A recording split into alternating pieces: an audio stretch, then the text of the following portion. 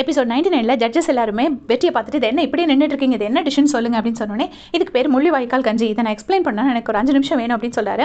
உடனே அவங்களும் சரி ஓகே கோ ஹெட் அப்படின்னு சொல்றாங்க. முதல்ல வந்துட்டு ஹோம்னா என்னன்னு எக்ஸ்பிளைன் பண்ணாரு. நம்ம முகத்தில் பசி இருக்கான்னு பார்த்து நம்ம முகத்தை பார்த்தே கண்டுபிடிச்சி அம்மா சமைச்சு கொடுப்பாங்க, அதுக்கு பேர் தான் ஹோம். அப்புறம் நம்ம வெளியூரில் இருந்தாலும் எப்படா வீட்டுக்கு போவோம், அம்மா கையால் ஒரு வாய் சாப்பாடு சாப்பிடுவோங்கிறது தான் ஹோம் அப்படின்னு சொல்றாரு. வீடுங்கிறது வெறும் கல்லாலையும் மண்ணாலையும் செஞ்சது தான், ஆனால் அதில் அம்மா கொடுக்குற சாப்பாடு மட்டும்தான் உண்மையான ஹோம் அப்படின்னு ஃபர்ஸ்ட் ஹோம் பற்றி எக்ஸ்பிளைன் பண்ணுறாரு. அதுக்கப்புறமா முள்ளிவாய்க்கால்ங்கிறது ஸ்ரீலங்காவில் உள்ள ஒரு இடம்னு சொல்லி ஸ்ரீலங்கன் மக்களோட கஷ்டத்தை பற்றி எக்ஸ்பிளைன் பண்ணுறாரு. சொல்லும் போதே புல் அடிச்சிருச்சு, அவ்வளோ கஷ்டத்தை சொன்னார். என்னென்னா அவங்க எல்லாருமே வந்து எந்த ஒரு டிஷ்ஷுமே நம்ம வந்து ஒரு கிச்சனில் தான் செய்வோம், ஆனால் இந்த டிஷ்ஷு பிறந்ததே ஒரு பங்கரில் தான்.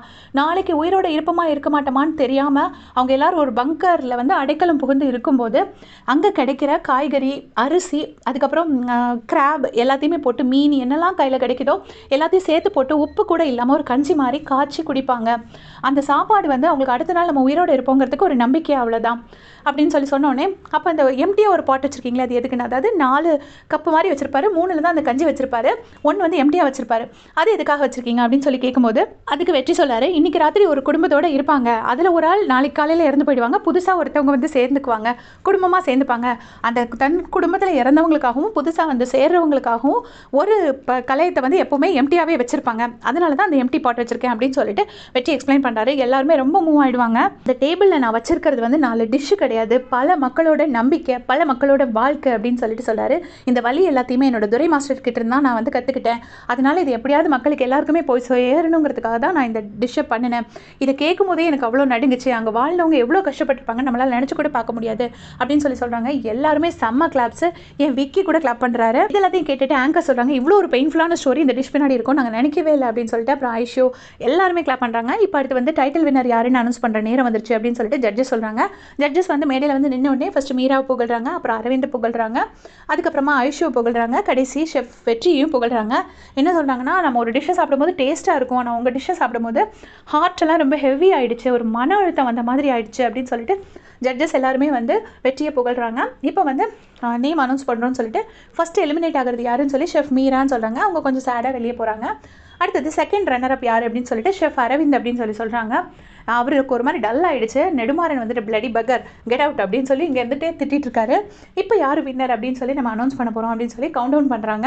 பண்ணிவிட்டு நம்ம பிக் பாஸில் அனௌன்ஸ் பண்ணுற மாதிரி ஷெஃப் வெற்றியோட கையை தூக்குறாங்க. அந்த பக்கம் ஐஷு நிற்கிறாங்க. ஸோ வெற்றி வின் பண்ணிட்டாரு. வெற்றி வின் பண்ணோடனே எல்லாரும் எவ்வளோ ஹாப்பின்னு அதை எக்ஸ்பிளைனே பண்ண முடியாது. எஸ்பெஷலி பாண்டியை வந்து அப்ரிஷியேட் பண்ணி ஆகணும். அவ்வளோ ஒரு ட்ரூ ஃப்ரெண்டாக இருந்திருக்காரு த்ரூ அவுட் த எபிசோட். துரையும் பார்த்துட்டு ரொம்ப சந்தோஷப்படுறாரு. இப்போ ஃபஸ்ட்டு மெடல் கொடுக்குறாங்க.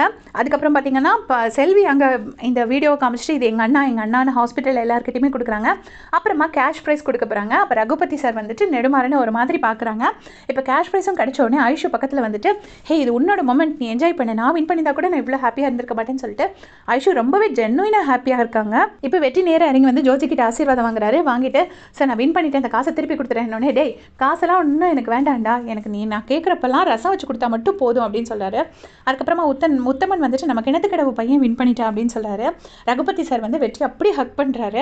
இப்போ பேட்டி எடுக்கிறதுக்காக வராங்க. இவர் பேட்டி கொடுக்கறதுக்கு இப்படி பார்த்துட்டு இருக்காரு. அந்த டைமில் நெடுமாறன் அங்கே இருந்துட்டு இப்படி லேசாக தலையசைக்கிறாரு. அதாவது சரி கோ ஹெட் பேட்டி கொடு அப்படிங்கிற மாதிரி தலையசைக்கிறாரு. இதை பார்த்துட்டு வெற்றிக்கு பயங்கர சந்தோஷம். வெற்றி உடனே பேட்டி கொடுக்குறாரு. அவங்க கேட்குறாங்க இந்த வெற்றியை நீங்கள் யாருக்கு டெடிகேட் பண்ணுறீங்கன்னொடனே இது எங்கள் அப்பாவுக்கு நான் டெடிகேட் பண்ணுறேன்.